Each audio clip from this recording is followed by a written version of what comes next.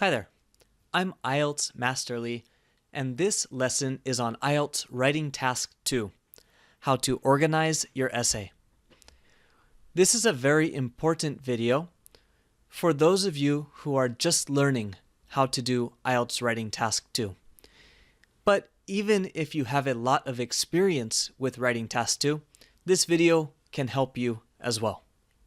Let's get started. First, let's look at the 4-paragraph essay. But before we do that, why is writing structure important? Why is organizing important? Well, this is because it helps you organize your thoughts, write faster, which of course is very important on the IELTS, and focus on your ideas and language. If you need to think about what kind of structure you need, then it takes away your ideas and the language, your grammar and vocabulary. But if you have a good structure, then you can focus on your ideas and your language, and that makes everything easier. So I recommend using 4 paragraphs for the IELTS Writing Task 2 essay. First is the introduction. Next is body paragraph 1. Third is body paragraph 2. And last is the conclusion. And so again, we have the introduction where you talk about the topic and answer the question in a general way. The first body paragraph, the second body paragraph, in both of these you're talking about details and examples. And then finally the conclusion where you summarize your ideas and your opinion possibly from the other parts of the essay. And you can also add a few small details from the body paragraphs in your conclusion.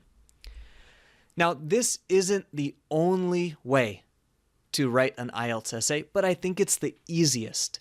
Why is it the easiest? Because you can use this structure, this 4-paragraph structure, for all of the different IELTS Writing Task 2 question types. And that's what we're going to look at now. Task 2 question types. So first we have the opinion question.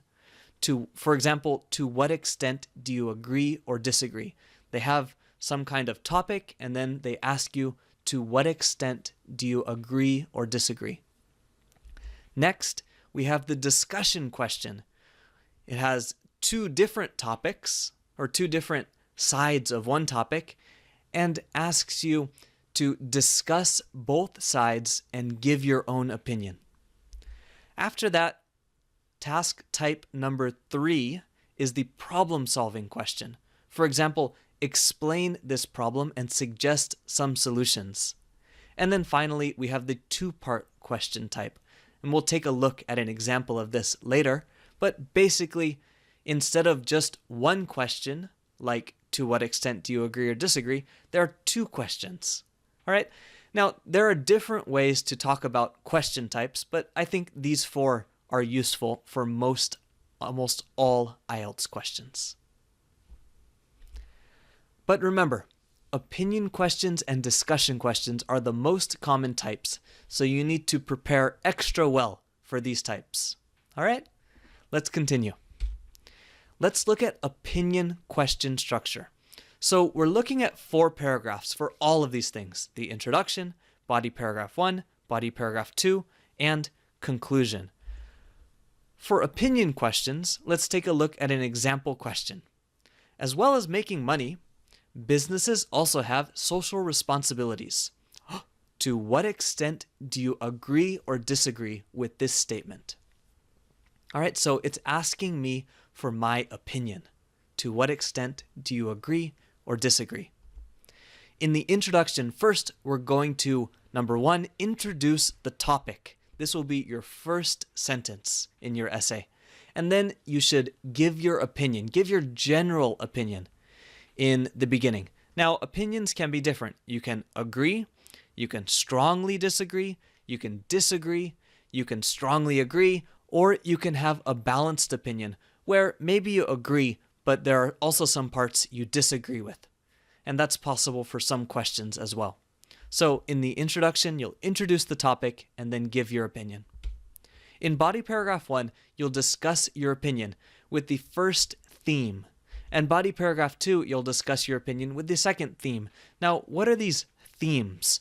Well, when I try to think about an essay, even if it's just my opinion that I'm writing about, I usually try to have different groups of ideas for something. So I group these into themes, and I try to keep one group of ideas for my opinion in the first paragraph, and one group of my ideas for my opinion in the second paragraph. If you want some examples of this, I suggest you take a look at my IELTS Task 2 planning videos. We have some opinion questions in there, and some of the opinion questions, you can see how these themes work for each body paragraph. And I'll include the link to those videos in the description below. And finally, we have the conclusion. In the conclusion, you're going to re-paraphrase the topic or re-summarize the topic and give your opinion with a couple of extra details from your body paragraphs. But don't give any new details, all right? That's very important. You don't want to give new details in the conclusion. Just a couple of extra details from your body paragraphs. So if the question is what we have above, as well as making money, businesses also have social responsibilities. To what extent do you agree or disagree with this statement? My conclusion could be, in conclusion, I believe that businesses have a strong responsibility to society in addition to making profit. Because, and yada, yada, yada, you can give a few small reasons from your body paragraphs. Okay? That's just a very easy example of a conclusion. Now, conclusions don't have to be long. They can be short and sweet. For opinion questions, again, you can agree, disagree, or sometimes have a neutral opinion. Next, let's take a look at discussion questions. An example question here is, some people think that all university students should study what they like. Others believe that they should only be allowed to study subjects that will be useful in the future, such as those related to science and technology. Discuss both views and give your own opinion. Now, in blue and in green here, I've written side A and side B. This is not in the real IELTS question, okay? But it's helpful to know which one is side A and which one is side B. What's view A and view B? Because we have two views we need to talk about, and it's very, very important to discuss both these views and give your own opinion. So in the introduction, we're going to introduce the topic, both sides, and then we're going to give our opinion. In the first body paragraph, you should discuss one side, and in the second body paragraph, discuss the other side. Now, one of my special recommendations is that in the first body paragraph, you should discuss the side that's the opposite of your opinion. And in the second body paragraph, you should discuss the side that's the same side as your opinion. Why? Because if you do this, your conclusion will sound very strong because you're introducing the opposite side first, and then you're telling why that side's good, but your side is better.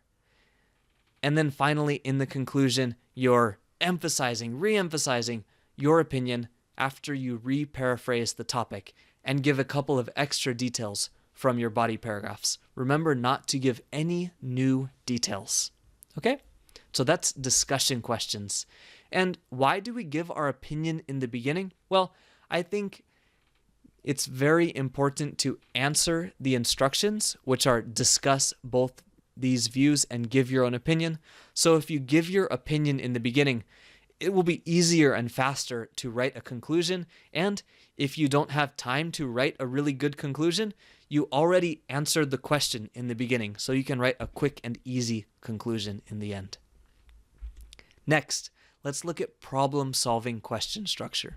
An example question is, the number of plants and animals is declining. Explain this problem and suggest some solutions.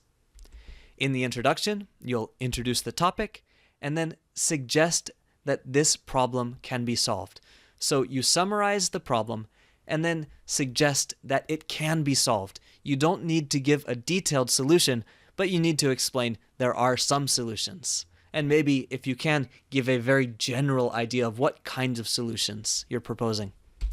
In body paragraph 1, you'll explain the problem in detail and give examples. In body paragraph 2, you'll suggest some solutions. And when you're suggesting solutions, try to explain the cause and effect. If we do this, this will happen. Okay? In your conclusion, please summarize the problem and your solution with a few specific details from the body paragraphs. Don't include any new details. And remember, your conclusions should be fast and short. They don't need to be long. Okay? Your ideas for problem solving don't have to be amazing. This is not a university essay. They are not judging you on the quality of your ideas, but your ideas do need to be well supported. You need to give examples. Cause and effect needs to be clear. Okay? So you don't need to be a genius. You don't have to be super intelligent. It can be a bad idea. That's okay, but you need to support your idea. Finally, let's look at the two-part question structure. First, the example question. Happiness is considered very important in life. Why is it difficult to define? What factors are important in achieving happiness? This is a difficult question, isn't it? In the introduction, you need to introduce the topic and then give an overall answer to both questions. In body paragraph 1, discuss your answer to the first question. And body paragraph 2 is to discuss your answer to the second question. And finally, in the conclusion, you'll re-paraphrase the topic and summarize your answers to each question with a couple of details from your body paragraphs. Don't include any new details. And two-part questions are rare, but you should be ready for them. All right? Fantastic. Thanks so much for listening to this video today. I hope it was helpful for you. Please subscribe to our YouTube channel, and you can find us at youtube.com/IELTSmaster or IELTS-master.com. And last but not least, tell me, what do you want to see next? I'm always looking in the comments. Thanks so much. Have a fantastic day.